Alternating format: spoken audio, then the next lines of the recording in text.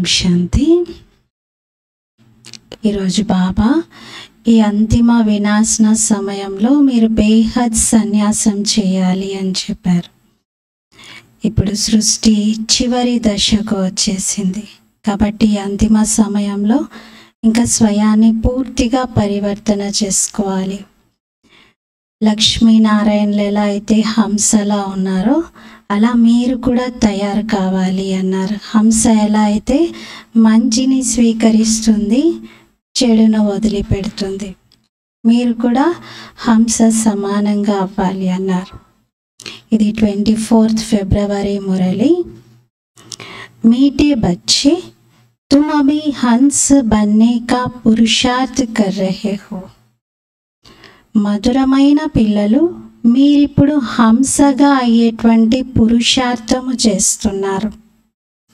तुम्हें लक्ष्मी नारायण जैसा हंस अर्थात संपूर्ण निर्विकारी बनना है. మీరు ఈ లక్ష్మీ నారాయణుల సమానంగా హంసగా అనగా సంపూర్ణ నిర్వికారిగా కావాలి.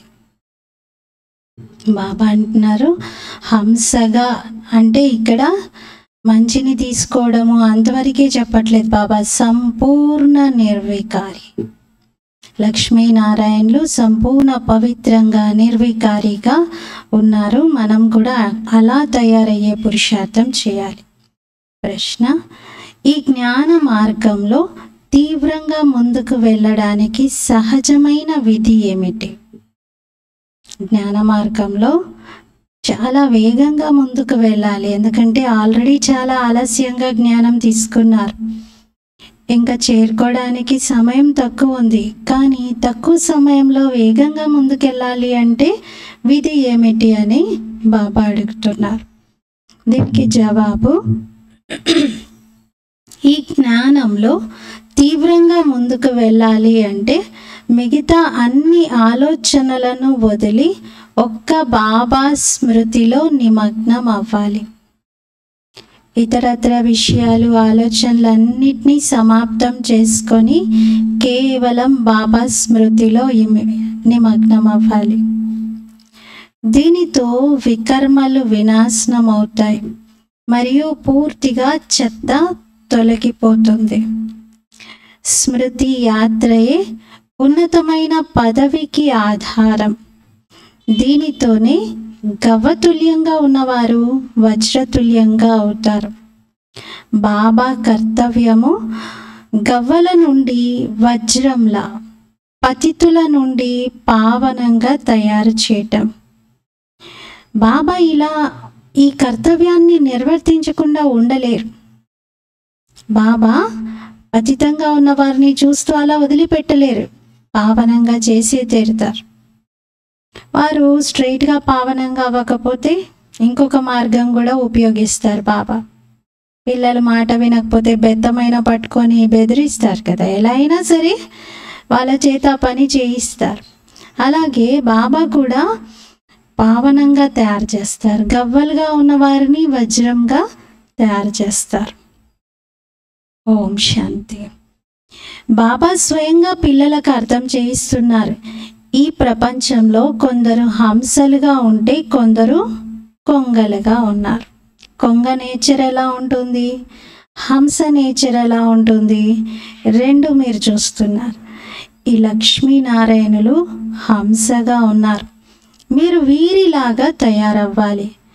మీరంటారు మేము దైవీ సాంప్రదాయం వారిగా అవుతున్నాము అని. బాబా చెప్తారు మీరు దైవీ సాంప్రదాయంగా అవుతున్నారు, మరి నేను కదా మిమ్మల్ని హంసగా తయారు చేస్తున్నాను. ఇప్పుడు మరి పూర్తి హంసగా కావాలి, కానీ ఇంకా పిల్లలు పూర్తిగా తయారవ్వలేదు, అవుతున్నారు. హంస ముత్యాలని ఏరుకుంటుంది, కొంగ చెత్త చెదారం అంతా తింటుంది. ఎక్కడ పడితే అక్కడ చెత్త తినేస్తూ ఉంటుంది. ఇప్పుడు మీరు హంసగా అవుతున్నారు కాబట్టి దేవతలను పుష్పాలు అంటారు. అంటే దేవతల్ని లక్ష్మీనారాయణలని హంసతో పోలుస్తూ బాబా మళ్ళీ వారిని పుష్పాలు అని కూడా అంటున్నారు. ఇక్కడ కొంగనేమంటారు, ముళ్ళు అంటారు. హంసగా ఉండే వారిని క్రిందకు వస్తూ వస్తూ కొంగగా మారిపోయాం. అర్థకల్పం హంస, అర్థకల్పం కొంగ. హంసగా తయారయ్యేటువంటి వారికి మాయ విఘ్నాలు బాగా ఎదురవుతూ ఉంటాయి. ఏదో రకంగా పడిపోతూ ఉంటారు. ముఖ్యంగా పడిపోయేది దేనితో? దేహాభిమానం. దేహాభిమానంలో ఉన్న వాళ్ళు పడిపోతారు. వాళ్ళకి తెలియదు నేను పడిపోయి ఇలాంటి పనులు చేస్తున్నాను అని అర్థం కాదు. కానీ ఆ దేహాభిమానం చాలా క్రిందకు పడేస్తుంది. ఈ సంగమంలోనే మీరు పిల్లలు పరివర్తన అవ్వాలి. మరి ఇప్పుడు గుర్తించాలి, నాలో దేహాభిమానం ఉంది, నేను పడిపోయాను అని పరివర్తన చెందాలి. ఎప్పుడైతే మీరు హంసగా అవుతారో అప్పుడు ప్రతి ఒక్కరూ ఇంకా మనం హంసల లోకంలోనే ఉంటాం. ఆ ప్రపంచంలో అందరూ హంసలే ఉంటారు. ఇక్కడ ఈ ప్రపంచంలో అందరూ కొంగలుగానే ఉన్నారు. ఒకరు కూడా హంస లేరు. హంస అనగా దేవీ దేవతలు. వారు ఉండేది కొత్త ప్రపంచంలో. ఈ పాత ప్రపంచంలో హంస ఒకటి కూడా లేదు అంటున్నారు. భలే సన్యాసీలు ఉన్నారు, కానీ వారిది కూడా హద్దు సన్యాసమే. మీదైతే అనంతమైన సన్యాసం. బాబా అనంతమైన సన్యాసాన్ని నేర్పించారు. ఈ దేవతల సమానంగా మీరు సర్వగుణ సంపన్నులుగా అవ్వాలి. ఇంకే ధర్మం వారు కూడా ఇలా తయారవ్వరు. ఇప్పుడు బాబా వచ్చారు ఆది సనాతన దేవీ దేవతా ధర్మాన్ని స్థాపించటానికి. మీరే కొత్త ప్రపంచంలో మొట్టమొదట సుఖంలోకి వస్తారు. మళ్ళీ ఆ తర్వాత అందరూ కొత్త ప్రపంచంలోకి ఎందుకు వస్తారు? కొంతమంది పాత్రనే ఉంటుంది కొత్త ప్రపంచంలో. మిగతా అందరికీ పరంధామం ఇల్లు ఉంది. ఇల్లు చాలా పెద్దది. అక్కడ ఎవరైనా ఉండొచ్చు, ఎంతకాలమైనా ఉండొచ్చు. కానీ బాబా అంటారు మీరు మాత్రం కొత్త ప్రపంచంలో పాత్ర వహిస్తారు. ఈ దేవతా ధర్మం ఇప్పుడు ప్రాయలోపం అయిపోయింది. ఈ విషయాలు మీరే వింటున్నారు, అర్థం చేసుకుంటున్నారు. ఇంకెవరికి ఇవి అర్థం అవ్వవు. మిగతా అందరి దగ్గర ఉన్నది మనుష్య మతం. వికారాలతోనే జన్మ తీసుకుంటూ ఉంటారు. సత్యుగంలో అయితే వికారాల విషయమే లేదు. దేవతలు పవిత్రంగా ఉండేవారు. అక్కడ యోగ బలంతోనే అంతా జరుగుతుంది. ఇక్కడ పతిత మనుషులకేం తెలుసు? సత్యుగంలో నిర్వికారిగా ఉండి యోగ బలంతో జన్మనిస్తారు పిల్లలకి అనేది వాళ్ళకేం తెలుసు? వికారాల్లో మునిగిన వాళ్ళకి నిర్వికారి స్థితి గురించి ఏం అర్థమవుతుంది? ఎవరైనా నిండుగా దేంట్లోనైనా మునిగి ఉన్నారంటే వాళ్ళకి వేరే స్థితి గురించి ఎంత చెప్పినా అర్థం అవ్వదు. దాని పేరే, సత్యుగం పేరే వైస్లెస్ వరల్డ్, నిర్వికారి ప్రపంచం. వికారాల విషయం ఉండదు అంటారు కదా. అక్కడ జంతువులు మొదలైనటువంటివన్నీ కూడా ఎలా జన్మ తీసుకుంటాయో తెలుసుకోవాలని ఉంది అని బాబానార్ చెప్పండి. అక్కడ ఉండేది యోగ బలమే. వికారాలు ఉండవు. మనుషుల్లో ఉండవు, జంతువుల్లో ఉండవు. జంతువుల్లో కూడా ఉండవా అని ఆశ్చర్యపోతారు బాబా అన్నారు. మొత్తం ప్రపంచమే నిర్వికారి ప్రపంచం. యోగ శక్తి నిండి ఉన్నటువంటి ప్రపంచం. 100% నిర్వికారి ప్రపంచం. జంతువుల్లో కూడా వికారాలు ఉండవు. మనమైతే శుభమే మాట్లాడుతున్నాం. మీరు అశుభం ఎందుకు మాట్లాడుతూ ఉన్నారు అని అడగండి. దీని పేరే వేశ్యాలయం. ఈ ప్రపంచం పేరు. సత్యుగం పేరేమో శివాలయం అంట. ఆ శివాలయం యొక్క స్థాపన స్వయంగా శివుడే చేస్తున్నారు. శివబాబానే చేస్తూ ఉన్నారు. శివబాబా ఉన్నతమైనటువంటి టవర్ వంటి వారు. శివబాబా కూడా చాలా ఉన్నతమైన వారు అనేది తెలియపరచడానికి వారి మందిరాలని చాలా ఎత్తైన ప్రదేశాల్లో నిర్మిస్తూ ఉంటారు. ఇప్పుడు బద్రీనాథ్, కేదార్నాథ్, అమర్నాథ్ ఎంత ఎత్తైన ప్రదేశాల్లో ఉన్నాయి. శివబాబా మనల్ని సుఖం యొక్క టవర్గా తయారు చేస్తున్నారు. సుఖం యొక్క టవర్లోకి తీసుకెళ్తున్నారు. కాబట్టే బాబా అంటే అందరికీ చాలా ప్రేమ. భక్తి మార్గంలో కూడా ఎంత ప్రేమ ఉండేది. ఆ ప్రేమకు గుర్తే కదా అంత చలిలోనైనా అంత కఠినమైన మార్గాన్నైనా ఎంచుకొని భక్తులు ప్రయాణం అవుతారు దర్శనం చేసుకోవడానికి. ప్రేమకు గుర్తే కదా అది. శివుడి యొక్క మందిరంలో ఎంతో ప్రేమగా వెళ్తూ ఉంటారు. అక్కడ ప్రాణాపాయ స్థితులు ఉన్నాయి అని తెలిసి కూడా వెళ్తారు. ఇప్పుడు మీరు పిల్లలు సర్వగుణ సంపన్నంగా అవుతున్నారు. ఇప్పటికింకా సంపూర్ణంగా అవ్వలేదు. మీ పరీక్షలు ఎప్పుడైతే ఎదురవుతాయో అప్పుడు ఇంకా అంటే మీరు పరీక్షలు పాస్ అవుతున్నారు అంటే అప్పుడు రాజధాని స్థాపన జరుగుతుంది. అప్పుడు ఇంకంతా సమాప్తం అయిపోతుంది. మళ్ళీ నంబర్ వారీగా కొద్ది మంది పైనుండి వస్తూ ఉంటారు. మీరైతే మొట్టమొదట రాజ్య స్థాపన జరగగానే స్టార్టింగ్ నుండి పాత్ర వహిస్తారు. ఇతర ధర్మాల్లో అయితే మొదటి నుండి రాజధాని అనేది ప్రారంభం అవ్వదు. ముందు నుండే రాజధాని ఉండదు. ఎవరు రాజ్యస్థాపన చేయలేరు. మీదైతే కింగ్డమ్ ఉంది. ఈ విషయాలు పిల్లలైనా మీకే తెలుసు. బనారస్లో పిల్లలు సేవకు వెళ్ళారు. బాబా అన్నారు ఎంత నషాగా చెప్పాలి అక్కడ. శివుడిది కాశీలో ఎంత గొప్పగా మహిమ ఉంది కదా. మరి అలాంటి బాబా పిల్లలు శివుని యొక్క పిల్లలు అక్కడికి వెళ్ళి సేవ చేస్తున్నప్పుడు ఎంత నషాగా చెప్పాలి. కానీ పిల్లలకు అంతగా నష ఎక్కట్లేదు. అంత బాగా అర్థం చేయించలేకపోతున్నారు అంటున్నారు. గాయనం ఉంది కదా కోట్లల్లో కొందరు అని. మరి ఎంత చెప్పినా కూడా కొందరే అర్థం చేసుకోగలుగుతారు. హంసలు కొందరే తయారవుతారు. లేకపోతే శిక్షలైతే తప్పవు. హంసగా తయారవ్వకపోతే శిక్షలు ఉంటాయి. కొందరికి 95% శిక్షలు, 5% వాళ్ళల్లో మార్పు వస్తుంది. బాబా పిల్లల్లో కూడా బాబా ఎంత చెప్పినా బాబా అంటే నిశ్చయం ప్రేమ అన్నీ ఉన్నాయి కానీ మారరు. హయ్యెస్ట్ మరియు లోయెస్ట్ నంబర్స్ అంతటా ఉన్నాయి. బాబా పిల్లల్లోనే అందరూ దాసికి దాసి కూడా ఉంటారన్నారు కదా బాబా. మరి వాళ్ళు కూడా ఇక్కడి నుండే తయారవుతారు. ఆ లక్షణాలు కూడా ఇక్కడి నుండే వాళ్ళు నింపుకుంటూ ఉంటారు. ఇప్పుడైతే ఎవ్వరూ హంసగా తయారవ్వలేదు, పురుషార్థం చేస్తున్నారు. జ్ఞానం పూర్తవుతే ఇంకా యుద్ధం జరుగుతుంది. జ్ఞానం అయితే పూర్తిగా తీసుకోవాలి కదా. పురుషార్థం పిల్లలది ఇంకా నడుస్తుంది. మరి యుద్ధం కూడా చివరి దశకు వస్తుంది. ఇప్పటికి ఇంకా 100% తయారవ్వలేదు. ఇప్పుడైతే ఇంటింటా మీరు సందేశాన్ని అందించాలి. చాలా భారీ రెవల్యూషన్ అనేది ఏర్పడాలి అన్న ఒక మంచి ఉద్యమం లాగా బాబా సందేశాన్ని ఇవ్వాలి. ఎక్కడెక్కడ పెద్ద పెద్ద అడ్డాలు తయారై ఉన్నాయో అవన్నీ కదులుతాయి అంటున్నారు.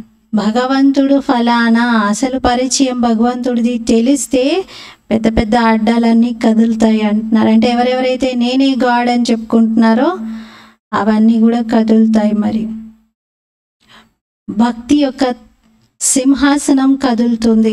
ఇప్పుడు భక్తుల రాజ్యం ఉంది కదా, దానిపైన విజయాన్ని పొందుతున్నారు. ఇప్పుడైతే అంతటా చూస్తే ప్రజలపైనే ప్రజల రాజ్యం ఉంది. తర్వాత మారుతుంది. ఈ లక్ష్మీనారాయణల రాజ్యం ఏర్పడుతుంది. మీకు సాక్షాత్కారం జరుగుతుంది.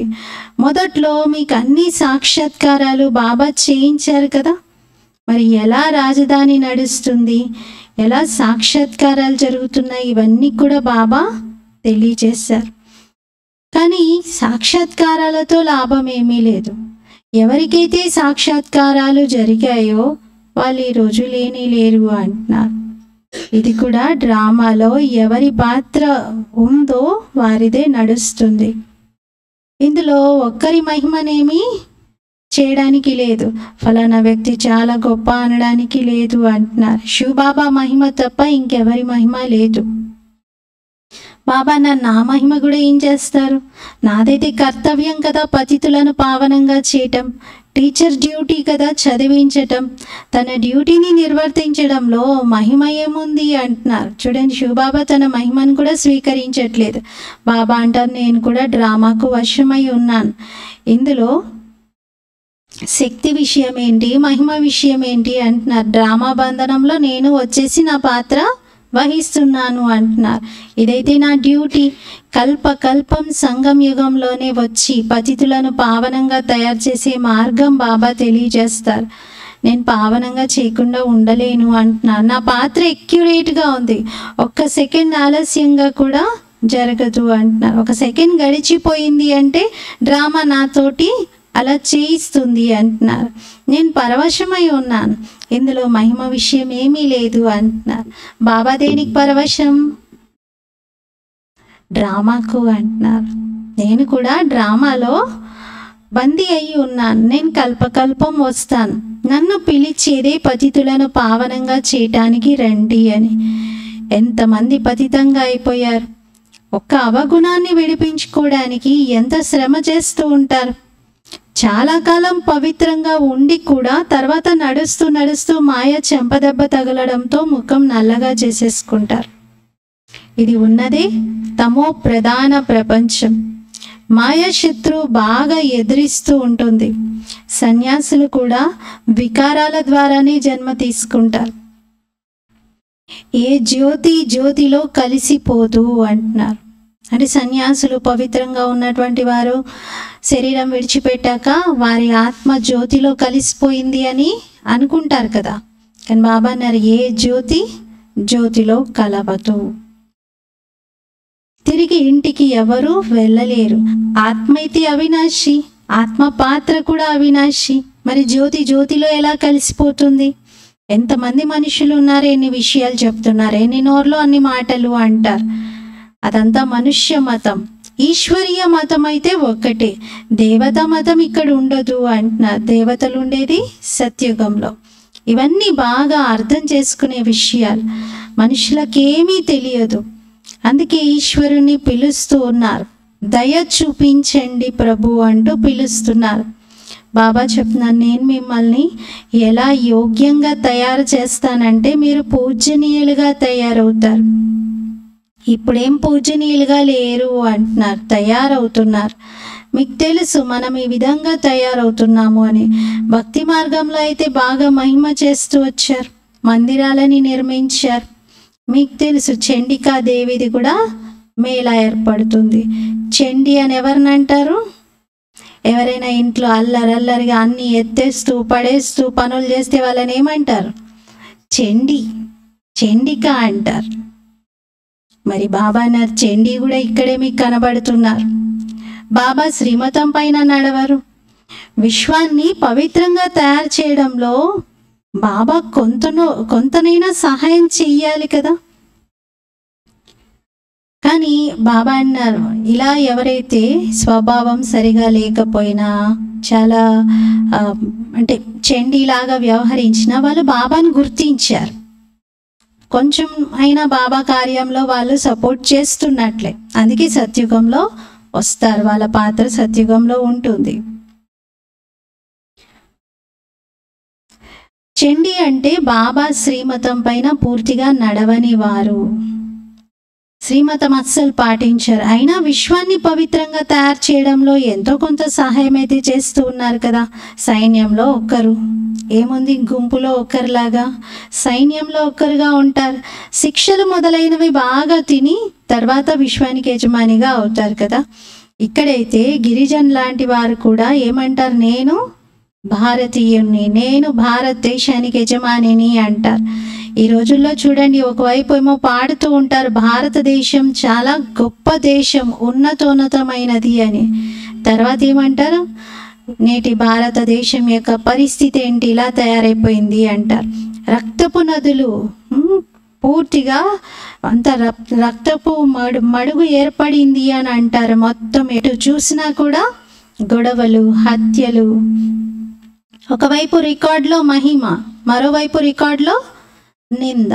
ఒకటే పాట ఉంది, ఆ పాటలో మహిమ ఉంది, నింద కూడా ఉంది అంటున్నారు. కానీ ఏమీ అర్థం చేసుకోవటం లేదు. మీకైతే యథార్థంగా బాబా అర్థం చేయిస్తున్నారు. మనుషులకేమైనా తెలుసా భగవంతుడు చదివిస్తున్నారు అని అనుకుంటారు, వా వీరికి భగవంతుడే టీచర్గా అయ్యారు అని. అరే భగవాను వాచ్ కదా, నేను మిమ్మల్ని రాజాది రాజులుగా తయారు చేస్తున్నాను. గీతలో అయితే భగవంతుని పేరు వేయకుండా దాన్ని ఖండితం చేశారు. శ్రీకృష్ణ భగవాను వాచ అంటారు. శ్రీకృష్ణుడైతే దేవత కదా, మరి దేవతా మతం అయిపోయినట్టు అక్కడ, లేదా మనుష్య మతం అని అంటారు. శ్రీకృష్ణుడు ఇక్కడ ఈ కలియుగంలో అయితే రాలేరు. వారు సత్యుగం యొక్క ప్రిన్స్. ఈ పతిత ప్రపంచంలో దేవతల నీడ కూడా పడదు అంటారు. అలాంటి వాళ్ళు ఎలా రాగలుగుతారు? దమయంతి నలుడి యొక్క వివాహంలో ఆమె ఎలా గుర్తుపట్టిందంట? నలుడిని, ఆయన నీడ పడుతుందంట. దేవతలందరూ కూడా నలుడి రూపంలోనే అక్కడ కూర్చున్నారు. దేవతలకి నీడ పడదు, అతనికి నీడ పడుతుంది. ఆ నీడను చూసి ఆమె గుర్తించి ఆయన మెడలో హారం వేసేసిందంట. బాబా అంటారు అలా దేవతలకు ఒక గుర్తును చూపించారు. ఈ ఇన్సిడెంట్లో దేవతల నీడ పడదు. మరి కృష్ణుడి నీడ కూడా పడని చోట కృష్ణుడు వచ్చి అంతసేపు గీతా జ్ఞానం ఎలా వినిపిస్తారు? ఇదైతే శివ పరమాత్ముడు వినిపిస్తున్నారు. ఇది స్వయం భగవంతుడు ఈ అంతిమ సమయంలో పావనంగా చేయడానికి గీతను వినిపిస్తున్నారు. అయితే ఈ విషయం ఎవరికి తెలియట్లేదు అంటున్నారు. బాబా అయితే పిల్లలకు అర్థం చేయిస్తున్నారు. మీలో కూడా కొద్దిమంది పూర్తిగా తెలుసుకుంటున్నారు. నోటి నుండి మీవి జ్ఞాన రత్నాలే రావాలి, రాళ్ళు కాదు. స్వయాన్ని ప్రశ్నించుకోవాలి. నేను అలా తయారయ్యానా? కొందరు అనుకుంటూ ఉంటారు నేను చెత్త నుండి తొందరగా బయటపడాలి అని. రియలైజ్ అవుతారు నేను తప్పు చేస్తున్నాను అంటారు, కానీ బయటపడలేరు. టైం పడుతుంది, మీరు చాలా శ్రమ చేయాల్సి ఉంటుంది అంటున్నారు. అర్థం చేయించే వారిలో కూడా నంబర్ వారీగా ఉన్నారు. యుక్తియుక్తంగా అర్థం చేయించడము అది యుక్తియుక్తంగా అర్థం చేయించడంలో మీరు చివరికి అంతిమ సమయంలో సఫలీకృతం అవుతారు అంటున్నారు. మీ జ్ఞానబాణాలు బాగా తగులుతాయి. మీకు తెలిసి ఇప్పుడు చదువు నడుస్తుంది. యుద్ధంలో చాలామంది మరణిస్తారు. మరి మరణించిన వాళ్ళందరూ ఎక్కడికి వెళ్తారు?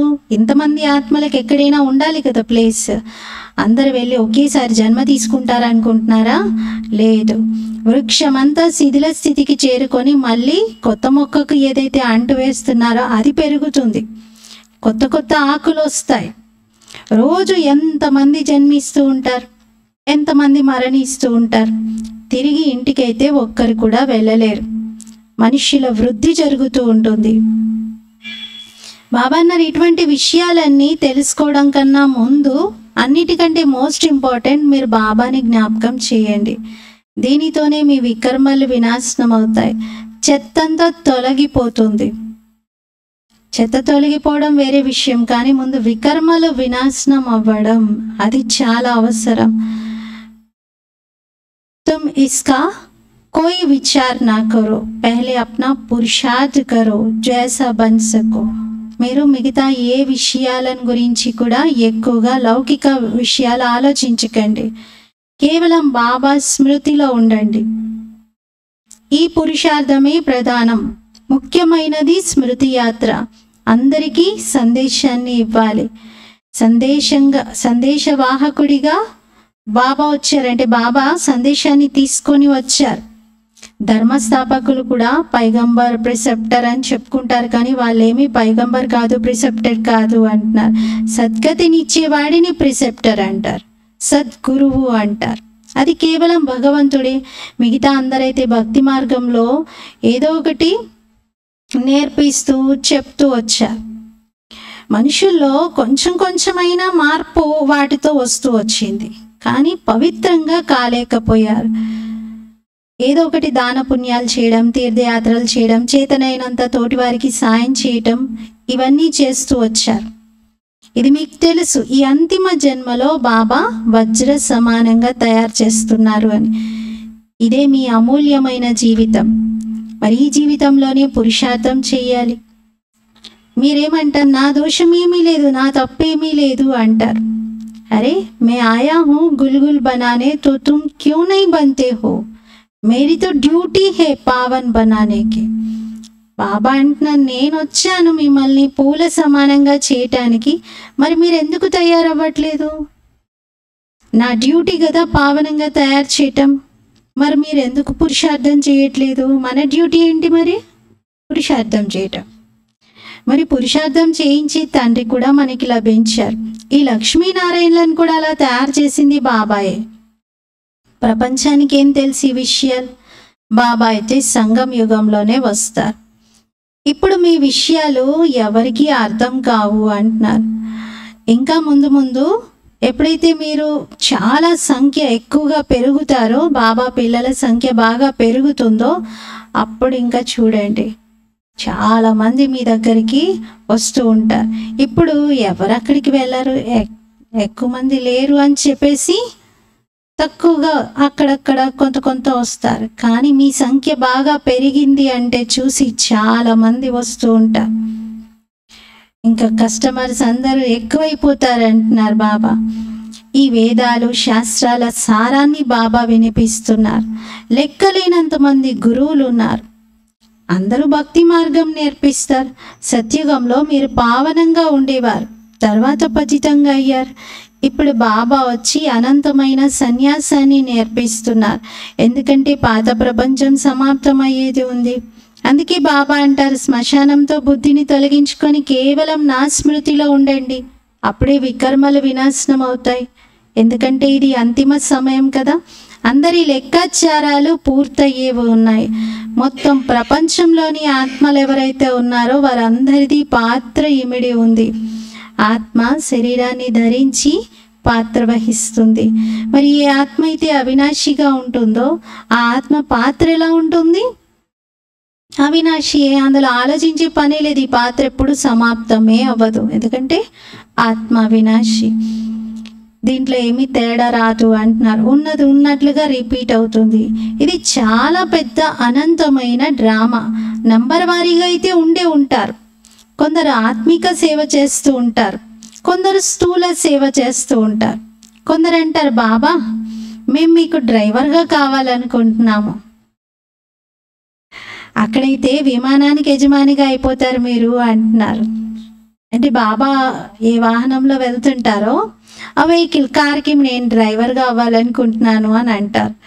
బాబా అన్నారు, మీరు సత్యుగంలో విమానాలకి యజమాని అయిపోతారు. ఈరోజైతే చాలా గొప్ప వాళ్ళు ఉన్నారు. ఇక్కడే మా కోసం స్వర్గం ఉంది, ఇక్కడే మా కోసం విమానాలు ఉన్నాయి అనుకుంటున్నారు.